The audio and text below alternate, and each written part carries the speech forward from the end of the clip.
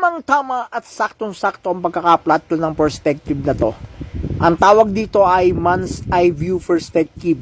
So, ginawa mo muna natin, one-line drawing sketch muna sa pencil.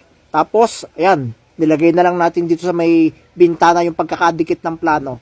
Ang init ngayon, pero sana ganda mo yung ikot ng hangin para naman at least ma-presko yung pakiramdam ko habang nagdo-drawing.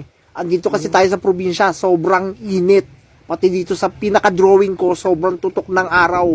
Okay lang yan. Ang importante, matapos ko agad itong perspective na ginagawa ko. Isa to sa basic perspective, mga kaguhit. Tingnan nyo na naman kung paano ko binubuo. Simple lang naman yun, yung mga design nyo sa panahon ngayon. Ito, binubuo ko na para nang sa ganun, makita nyo yung pinaka-accent ng design.